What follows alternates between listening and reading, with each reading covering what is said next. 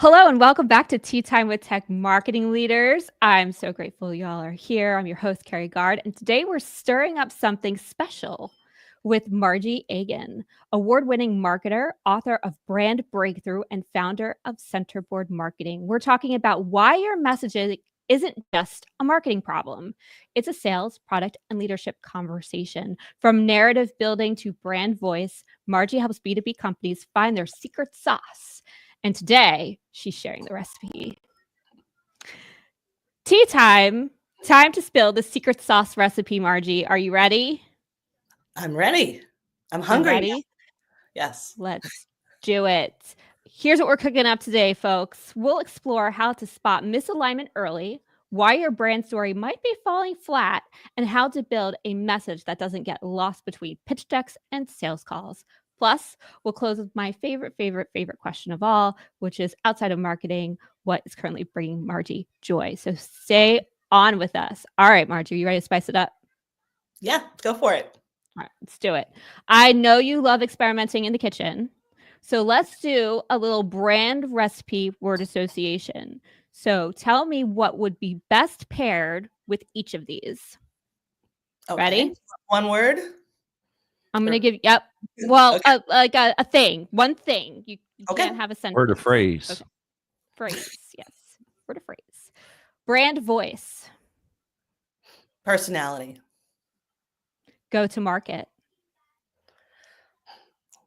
Sales, marketing, product, customer success. All the teams. Ooh, I like it. That is all the ingredients for GTM right there. Sales slide decks. Rallying point. We'll get into that in our conversation. Yeah. We're gonna unpack that, folks. Strategic narrative. Storytelling. And for kicks, audience persona soup.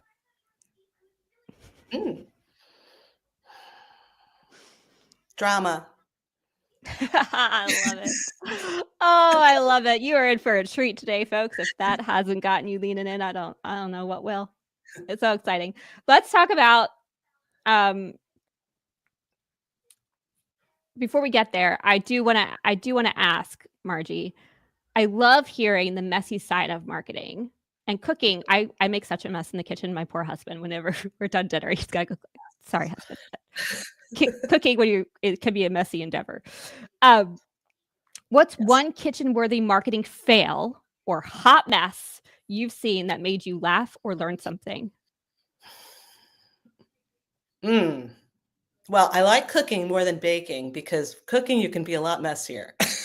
Yes, you can follow a recipe, but you also experiment. Baking, it's science. You have to be extremely precise, right? Or you really get a mess. With cooking, you can usually clean up your mess and still find something salvageable out of it, right?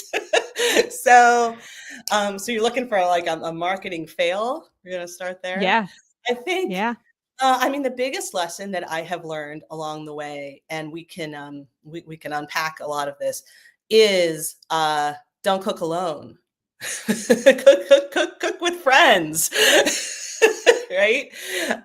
So is really doing something in isolation, and you're so in love with your work. And I have definitely had moments when because I like to think and go away and cook things up and then present it as like, here is the finished dish. Ta-da! And I have learned the hard way that if I don't bring people along with me for the ride and show them a little bit of, how the sausage is made, to extend the metaphor a little bit, right? Then I get nodding heads, but then they don't actually use it. They don't feel connected to it. And so I've delivered this beautiful, playbook and it never actually gets used, which is, I feel smart, but there's no purpose in the end. So that's my big learning, and where I think over the years of having done this and worked with clients, I've had to really change my methodology to kind of bring them along earlier.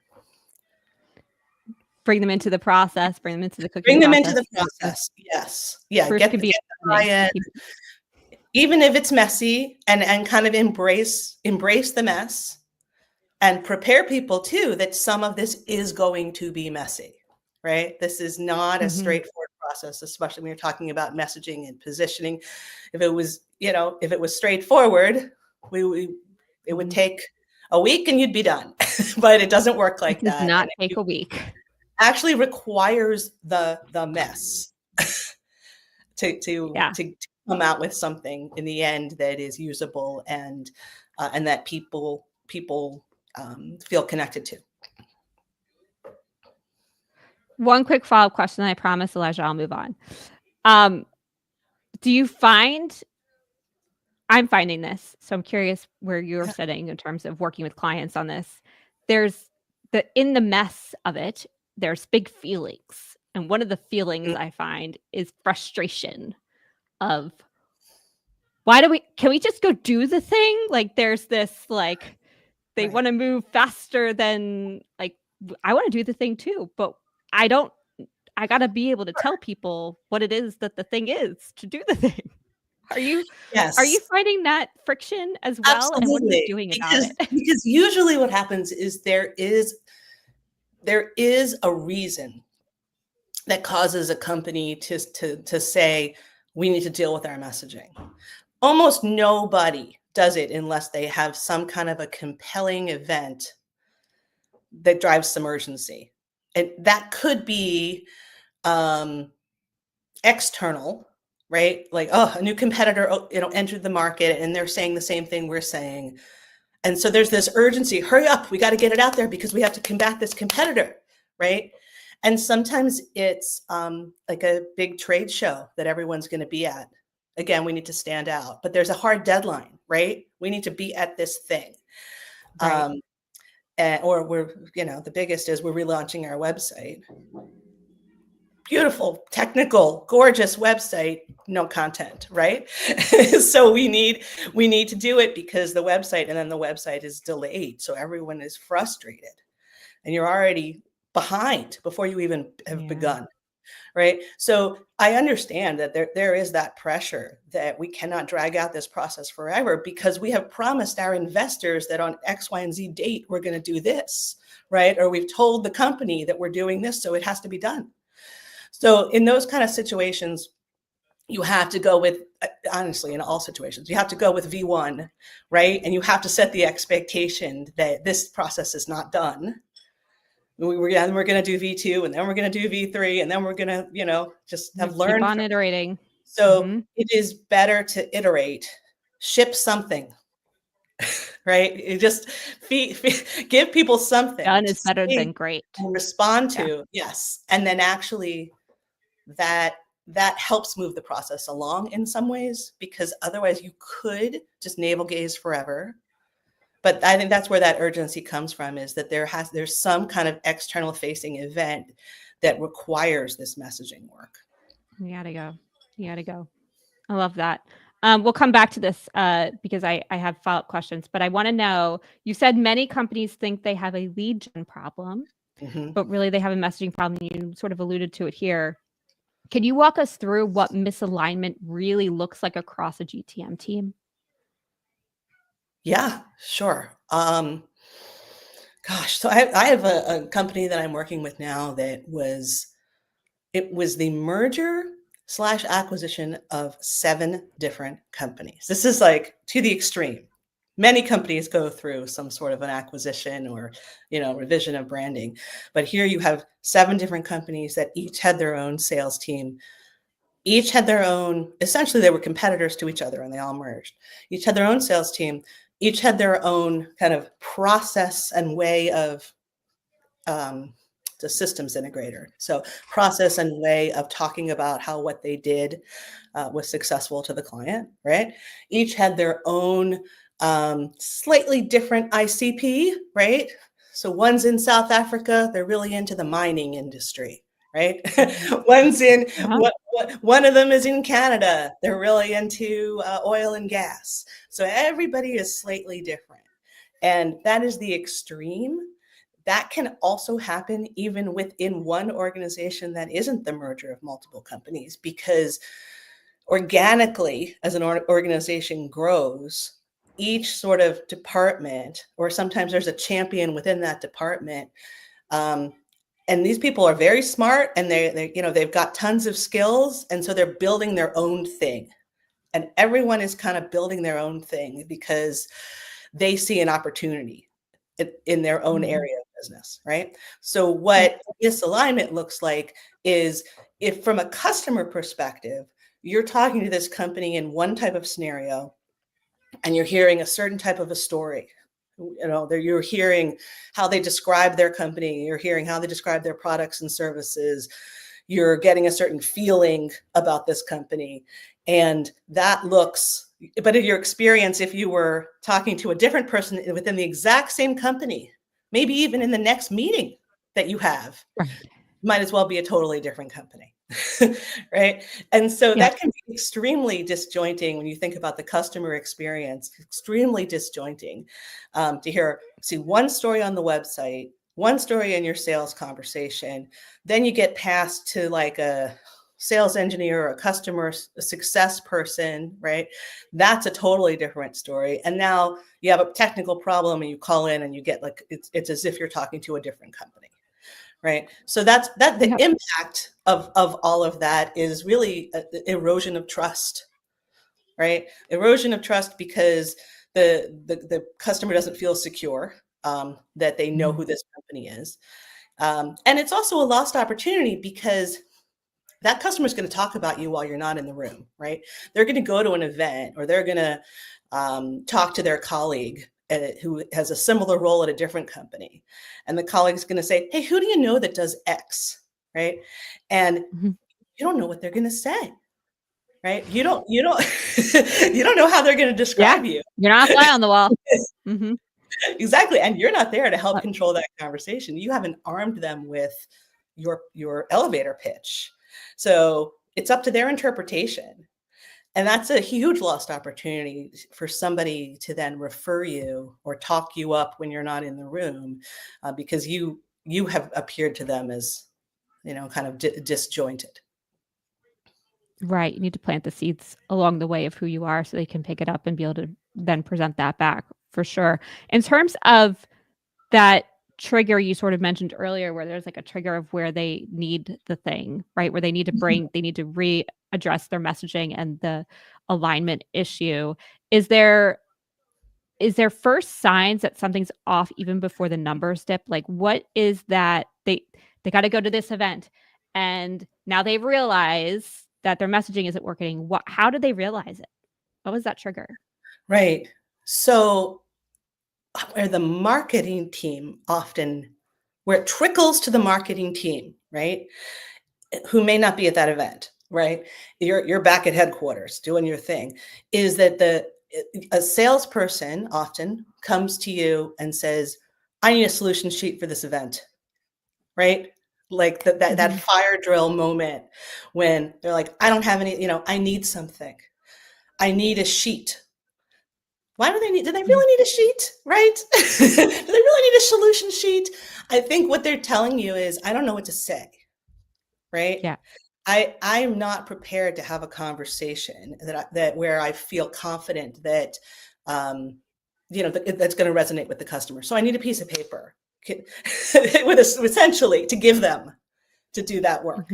So that tells you a couple things. One, you might have already created that paper and they're not using it, which means basically it's not reaching your audience, or also that you may not know what to say either. So it's sort of an indicator that, wow, I'm sending people out there into the world to have these conversations and they're not prepared.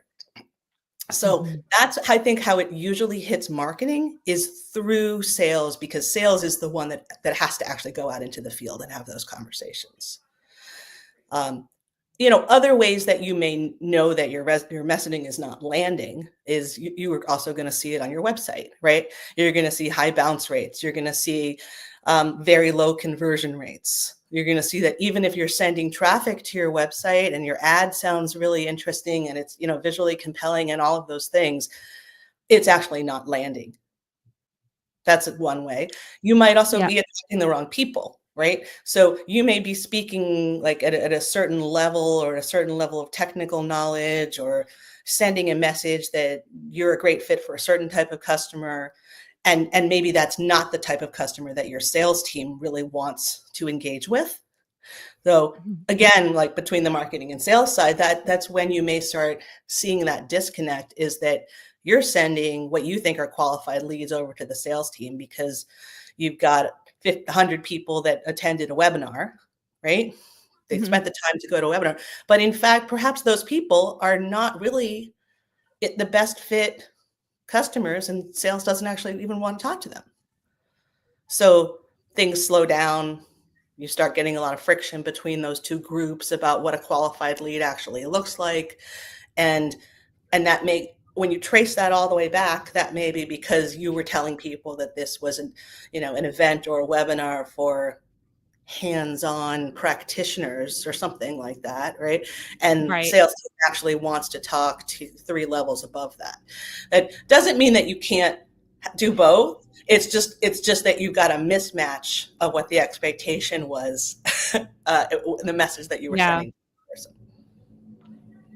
Yeah, that makes a lot of sense in terms of, it sounds like the trigger is really marketing realizing that there's one, marketing doesn't even know what to say, and then that misalignment between, sales sort of showing up and saying they don't know what to say. Yeah. I mean, it's really hard to simplify what it is you do in a way that lands with an audience, right? So I think bringing in experts, we were even struggling this with ourselves. We just redid our messaging. I am very lucky enough to have a good friend who's a product marketer, and I was like, can you just peek at this and let me know? And Yes. he literally changed 3 words, and it was Right. like just those 3 words that have now completely changed how we talk about what it is that we do. And so What are the 3 words? Now I really want to know. so my internet keeps cutting out. Sorry, Okay. folks. We were talking about, so the thing that makes us different from other agencies, which there's, a gazillion SEO digital ads agencies out there. And we do specifically work in a niche of B2B, tech and cyber, but we're still not, but still like, so what? Right. Right. The thing that really makes us different is we have what I call an Asana brainchild of, yes. So when I talked about this Asana brainchild of the project management system that we have behind the scenes that makes all of the stuff work, he was like, oh, radical transparency. And I was like, because I was calling it like demand acceleration. And I was like coming up with all these things. He's like, no, it's radical transparency. Just go do that. And I was like, okay. That is what we provide, is through Asana. You can actually see when we're going to deliver, what we're going to deliver, at what time we're going to deliver it. So yeah, that would be Which is, and why that's really powerful is because it hits a pain point that many people have with agencies, right? Which is that it kind of relates to what I was saying before too, which is I went away and I cooked up some stuff and then I served it up, right? Didn't go so great because you don't know what the heck they're doing, right? and sometimes then people aren't the best at communicating what their process is, and so to be able to actually track along and follow along is empowering for a client and comforting for a client. So I think why that works is because it hits on the exact pain that is very specific to whoever is buying your services. So I will say, like, I flipped the conversation on you because it is so much easier for me to do this for other people than to do this for myself.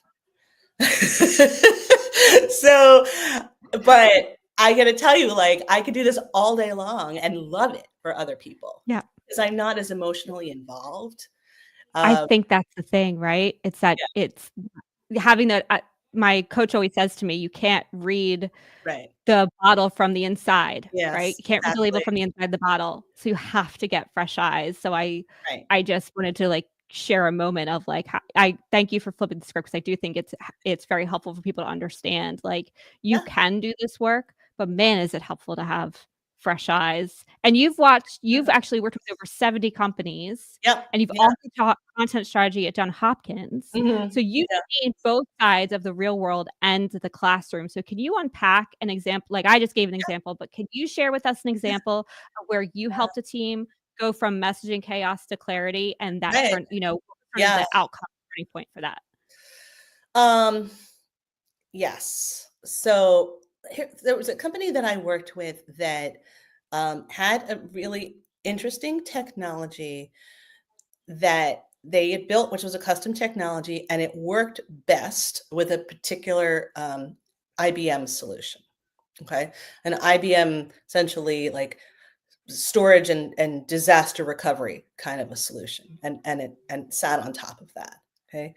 And so I worked with the founder of this company and the marketing lead. And here's as an example of being really emotionally involved, which I completely appreciate when you are the founder of the company, right? And you have built have built this amazing thing. And that's what they want to talk about, right? Their own amazing thing and how it accelerated and sped up the process and was more secure, created a secure perimeter around all of your, your backup data, which is a major attack target, for ransomware and malicious hackers and so forth. They'd love to get at all of your backup data, because then you're really SOL if they attack you. You don't even have your backup data. So so that's what they wanted to talk about. And it took multiple meetings for me to really unravel that you actually couldn't buy this thing alone. You could not buy it without also having this IBM product. Okay. So this is also, I think, a difference between brand messaging at a very high level and product messaging, right?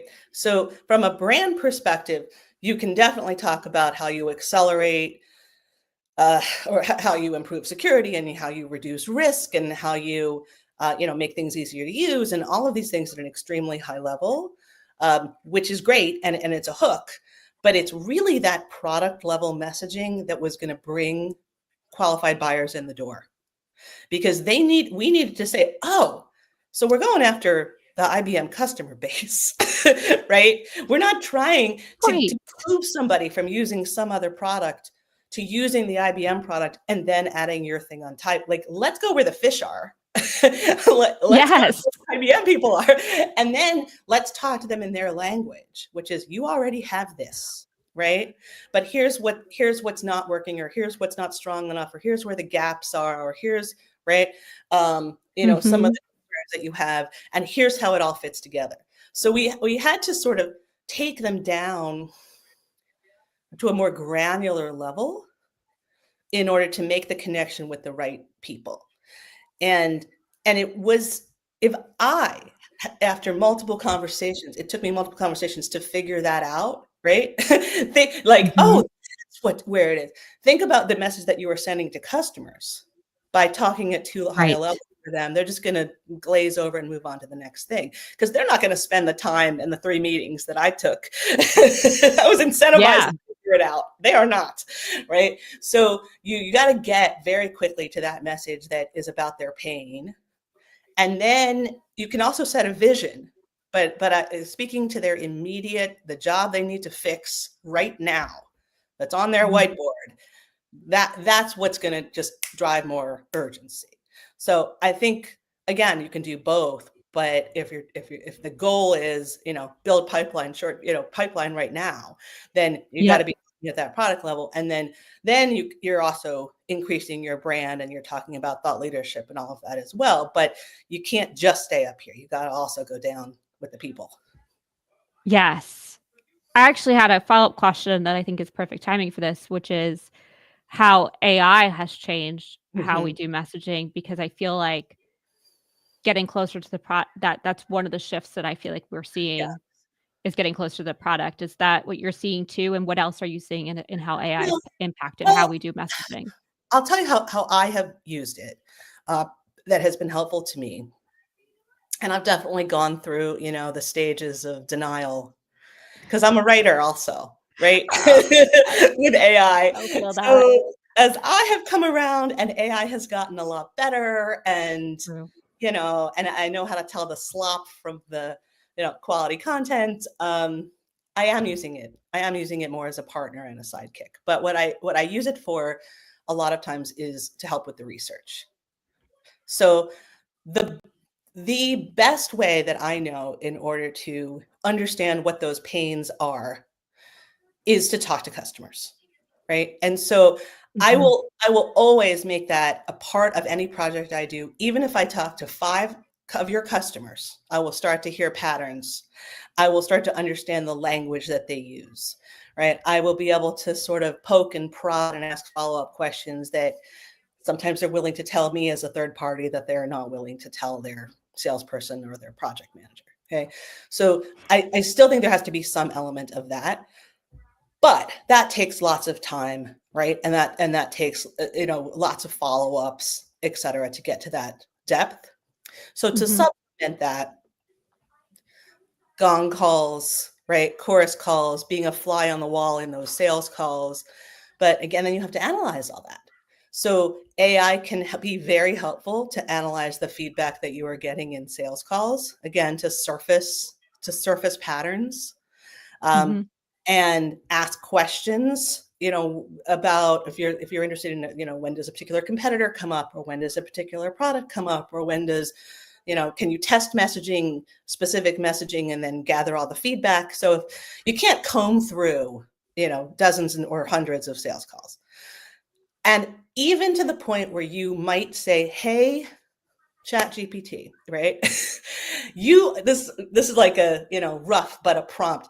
You are a product marketing manager looking to create messaging. Tell it who it is, right? For a B2B Yeah. technology company, right? Mhm. And you are trying to um, understand how your customers make decisions. You are selling to, and give it the whole persona, right, of the type of person that you're trying to reach, right? This is their persona. Can you give me some example, the top 5 things that these people might ask of vendors? Why not? Let's see what it comes up with. One of them might be completely like off the, off, Mhm. off the Yep. grid. But some of them might be amazing and help you, as a check to all the other things Yep. that you're doing, or to spur an idea so that in your next conversation, you dig into that a little bit more. Because it has access to all kinds of information on the internet, including reviews, right? Including Reddit channels, all things Yep. that you yourself can't go dig into on your own. So True. that's how I have been using AI to help with messaging, is to try and get inside. Oh, hello. Try and get inside the mind of the customer. Yeah. And then, Yes, and actually, yeah. good. Yeah, and build on that, right? Like, that's the power Right. of AI too, I found, is, like, to Yes. be do all that research and have Mhm. that be the base for them building off of that into your messaging, to get, again, that support. At least that's what I've been doing in terms of the actual messaging piece. Are you doing something similar, or are you totally still very much of the belief of writing it from scratch and just using it for the research? How No, are you? well, I was going to say the other research thing I'll do is then I'll ask it to check. Okay, these are the 4 top competitors, or here's my messaging. These are the 4 top Mm, competitors. How does this messaging compare to what the 4 competitors yes. are putting out? Mhm. Okay, so I can do that. I can go to their websites, right? And I do, and I go to all of those things. But there's also a lot of information that's publicly available that um, you can use through compete tools that will go scrape it, but AI can also do a lot of that too. So True. that's on the research side. So for writing, like I said, I've evolved. um, I say that like in a begrudging way because I love to write, and I feel like it's, you have to know what good looks like first.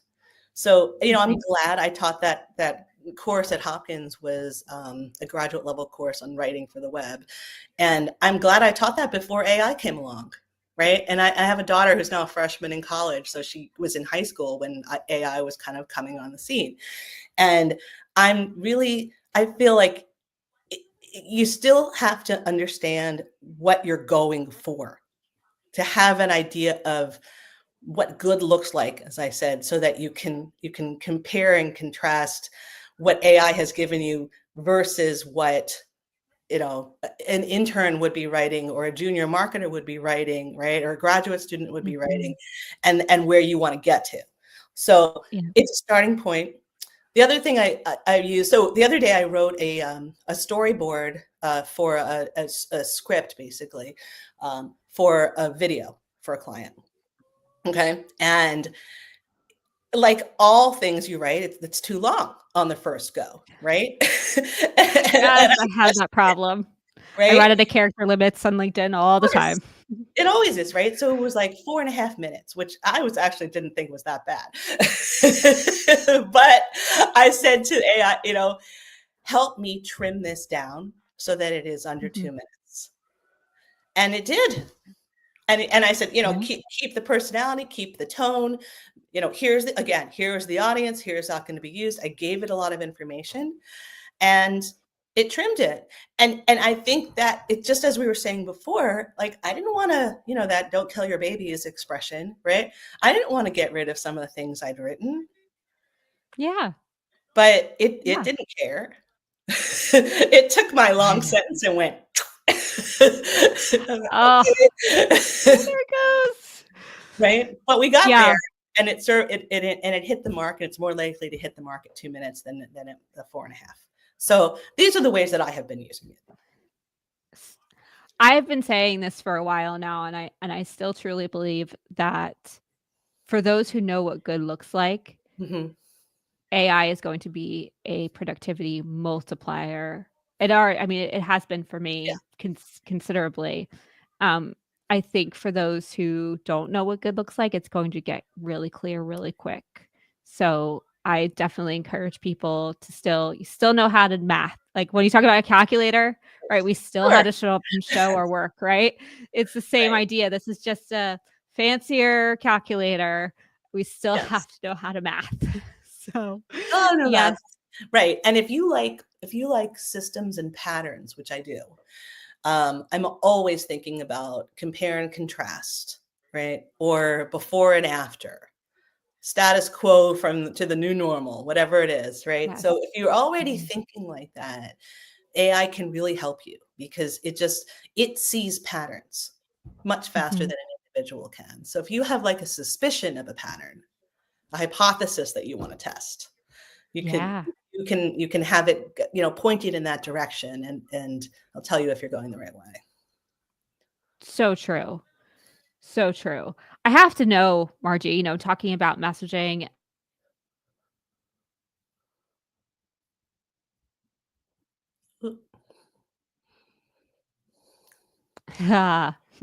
Lovely internet issues. Sorry, folks. My kids are home and they're playing video games, and they are crashing my internet. So they're not normally here on Thursdays. Right? Killing me. Anyway, I have to know, Margie, in terms of, you know, you've worked with over 70 clients, you've seen, you know, how the impact of messaging can really be super impactful. What's the cost of ignoring it and just like trying to power through and just say it'll work itself out, or using AI to, you know, help you muddle your way? You know, what's the cost, especially for startups and scale-ups? Right. So one clear money waster that startups and scale-ups, I think, use like a knee jerk, you know, in terms of like heading out into the market, maybe before they are really ready, is spending money on advertising, right? And that there's a real clear spend there. I mean, you can certainly say that ROI not having that they expect. Exactly. And as well as time. But I think it's the most clear-cut example of wasted budget and opportunity. I mean, certainly you could say, as we were saying before, you know, your website is not converting like it should be, right? Or people are falling off in the funnel like they should be. That's a little harder to calculate, right? Or to trace back to messaging as directly as when you are spending money on advertising before you have baked your messaging, at least to the version 1, when you're just throwing spaghetti at the wall, right? And trying a bunch of things. you are really spending money that you won't be able to get back later on.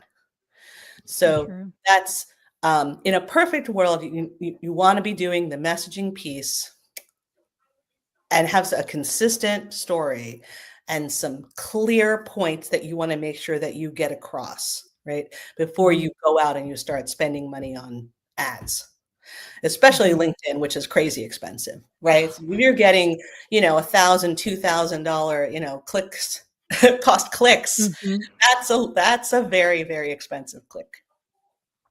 Very, very expensive click. Then that rolls downhill, especially if your website's not converting, then you're looking at hundreds of thousands of dollars in your cost per conversion that could have been alleviated. Two things I'll say about digital ads. One is whenever a founder shows up to us as an agency and says they want to work with us, we say, and who's your marketing contact? And if they don't have one, we go and find them one, because they should not be directly spending money with us. That is a terrible idea. To your point of you have to have that work done.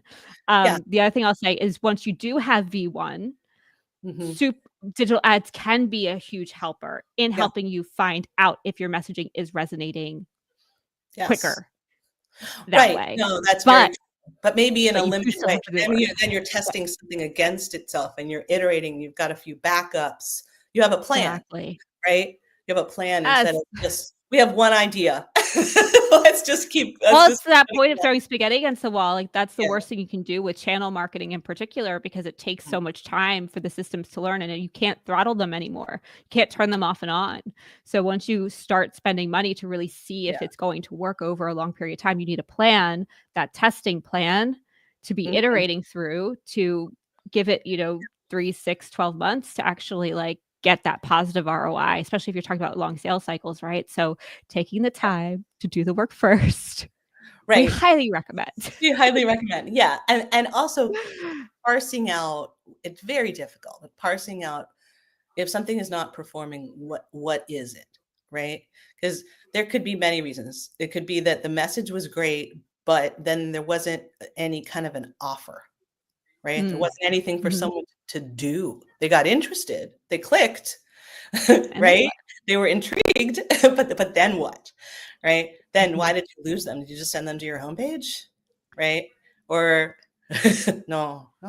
So what do we want them to do? Do we want them to read something, to learn something, or take a free, do a free tool, something for them to engage with?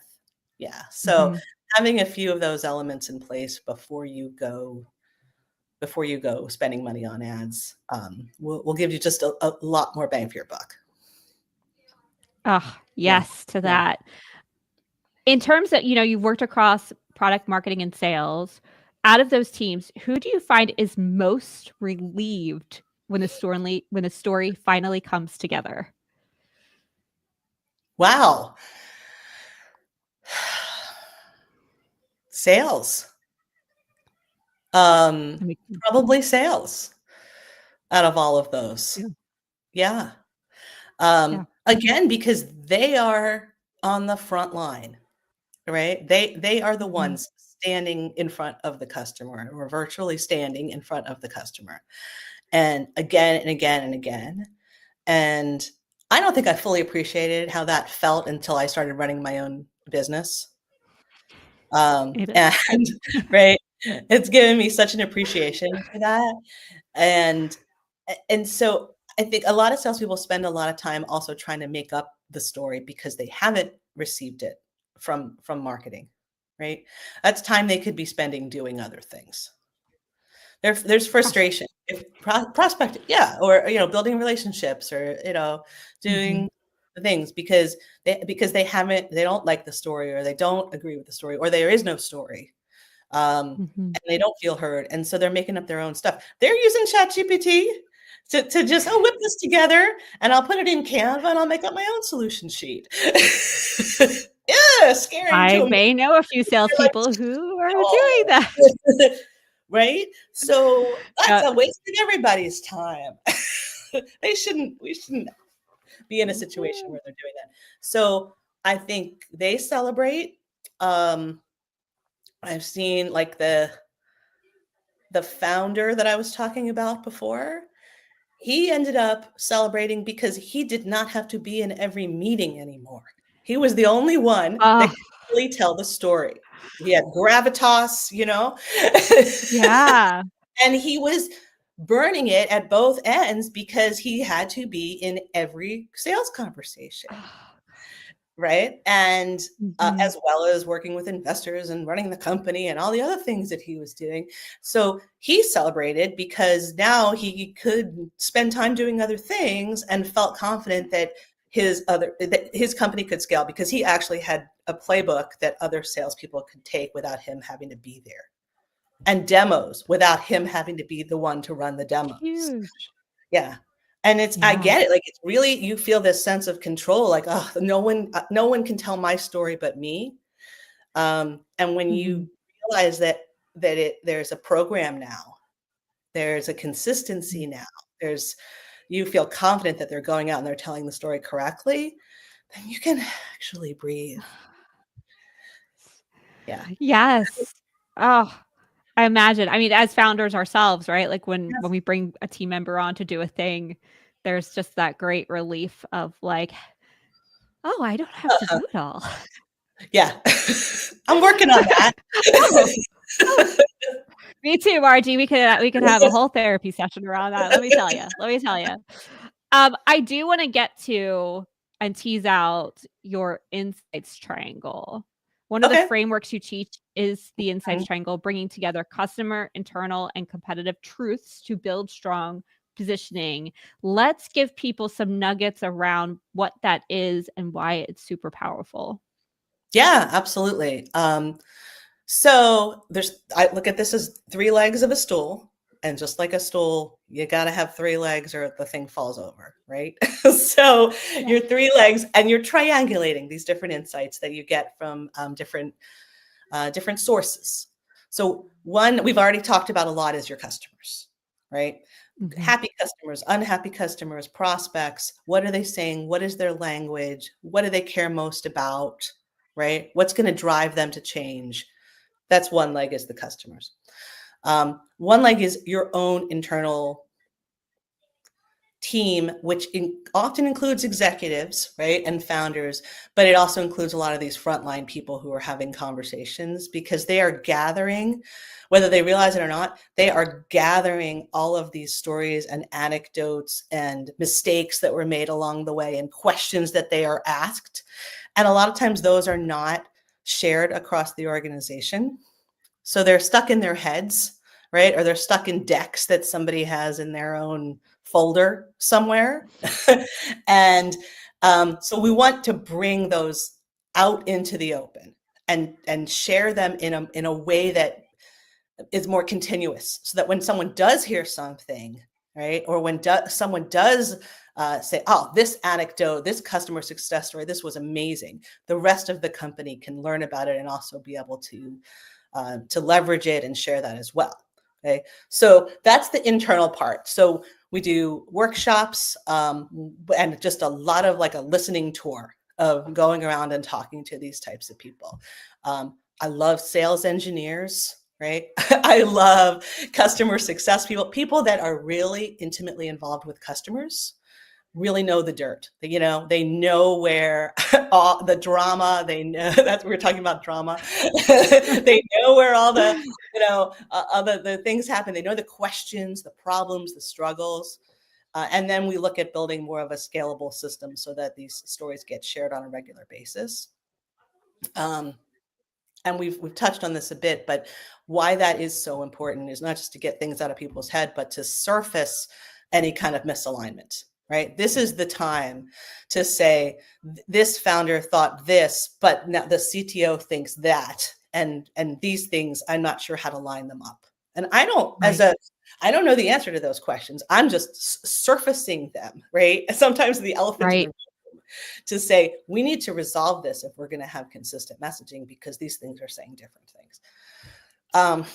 And then the third part of the triangle is competitors, because you are looking for a story that is different, and that personality and a way of expressing yourself that is different from your competitors.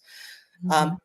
But it has to be triangulated. So it has to be something that is authentic to your organization and feels true and real, and that you can back up, or it's just words, right? And it has to be something that your customers actually care about. Because you could be hitting on some differentiator that nobody actually cares about, and it's not going to move the needle. It has to be something that your customer said was important to them. So it's a lot of constant triangulation among these different parts of what I call the insights triangle. That is so helpful. I was actually just running through my head of, okay, well, we just did this radical transparency thing. And so does it touch on all of these things? I think time will tell, because the customer piece is still, the customers who have experienced it are so relieved with it. But is it enough to get people, one of the hardest things, and we feel this all the time, Margie, is running our own agencies, right? Of moving people off of, what they already know. Is it better to just stick with what I know versus moving to another thing? Right. So it will have to see if this messaging can help those folks feel like, oh, I don't have to babysit my agency, and they'll come to me with solutions. And that sounds awesome. But again, until you experience it, like, we can back it up all day in terms of what we've done with customers, but it's it's true. I had one customer or one client of mine who put it this way, and they said, we were trying to describe who is your ideal ICP, right? Who is your ideal target? And they said, the ideal person is someone who tried to do this all themselves, but failed. Right? How do you find that person? That's you're actually sending out signals by talking about radical transparency, or talking about, trying to have done this yourself and how hard it with another agency maybe, or trying to do this yourself, and what is the problem with that? And those are the people who are so attuned that they're going to pick up on those signals. Oh, exciting. We've been running an agency since 2011, and we've never released. We've tried a couple times to sit down and do our own messaging, and we've really, really struggled, because it's so hard. It's easier to do for other clients. Absolutely, that's what I'm saying. It is hard. Until you get to your point, that relief, until you get to that, like, okay, I have to do it now. So I'm I have to redo my website, right? What marketing agency or consultant doesn't say that, right? Like, yes, and it's going to be redone, and I'm excited for it to be redone. So when I said, I just want to circle back to the rallying point about the sales deck for a second, because I meant that to be a little bit controversial. Like, some people don't even use sales decks, right? We've all been slideshowed to death, and so for many people it's kind of a crutch. Having said that, right, I believe that if we do messaging work or positioning work, and we just keep it in a playbook, or worse, it's a PDF, right? Yeah, like or it's a Notion, something. I love that. I dip into it and use that as my slush fund of messaging all day long when I'm creating other stuff, right? But I'm a marketer. So for the rest of the organization, they need to see something physical and tangible. And I can't tell you how many times I got, oh, the playbook looks great. This was wonderful. What a great workshop. And then we go to create the sales, the discovery deck, or the, L1 deck, or whatever you want to call it. And they're like, I hate that. That's horrible. That's not what I meant to say. And I'm like, you see right here in the playbook when you agreed to that. But somehow it's not until they actually see it in a format that they, are going to use, that you get like the real reaction. So you have to go back to, you have to ship something, and it's a lot easier to test and iterate on your deck if you have good collaboration, especially with the sales team, to test that out and change it and tweak it, than I think it is on a web page. Even though web page is easy to change, it's sort of, you don't get the real time feedback from conversations. So if you can test messaging in the wild, a salesperson can say, this deck, this story landed, but this one, they were glazing over. Okay, then we'll fix it. Good to know. Yes. I think a sales deck, from what I've been hearing in the universe, Mhm. is very much helpful for trading to get people Mhm. used to telling the story, finding which stories, to your point, stick. Uh, but they should get off of it. People don't want to be presented to. We've been finding that in our own sales Mhm. and marketing efforts. People just don't want to be. They want a conversation, and they want to know what you're going to do about it, and then they want to move forward. Mhm. So I totally such a good reminder, Margie. Thank you for that. I could clearly talk to you all day long. Where can people find you, Margie? Where they want to learn more about Centerboard, what you got going on, and how they might get your help with messaging. Yeah, absolutely. My LinkedIn is the best place to connect with me. Please do. I love talking about this stuff. This has been super fun, and I'd love to continue the conversation with anybody that's interested in talking about this stuff because there's a lot to unpack. Lots to unpack. Before we go, it's my favorite question. We've talked a lot about cooking that brings you joy, tinkering with recipes, trying something new. What's something outside of work that's lighting you up right now, even if it's totally random? My family is planning a trip to Florence. Yes, I know it's going to be very hot. I know. No, it's gonna be beautiful though. I've been to Rome, I've never been to Florence, and so it's really It's be- fun to just think about where we're gonna go explore and things that are off the beaten path. So if folks have recommendations, please share. yes, Yeah, Florence is yeah. gorgeous. It was a long, long time ago that I was there, so I will leave others to give you recommendations, but I just remember having, um, just my breath taken away about the architecture and just how considering how old everything is, it still feels it's Yeah. still has this pristine feel to it. It's just, Nice. absolutely breathtaking. I I'm gonna follow along, and I wanna see pictures, and I'm gonna There follow will up be with you and make it pictures. happen. Yes. There will be gelato. There will be Oh, pasta. There will be a cooking class. pizza? Yes. Pizza and What? tiramisu. That's what the cooking class promises us. Oh, So, so good. yeah, I'm psyched. So good. Amazing. Well, you have the best time ever, and I will follow up to see how it went. Thank you for our listeners. Thank you, Margie, for being with us here today. If you liked this episode, please like, subscribe, and share. This episode was brought to you by MKG Marketing, the digital marketing agency that believes in radical transparency to help you move your marketing forward without meetings upon meetings upon meetings. Thank you all so much. Have a wonderful day. And thank you to Elijah, our podcast sidekick. Bye. Yes. See y'all next time.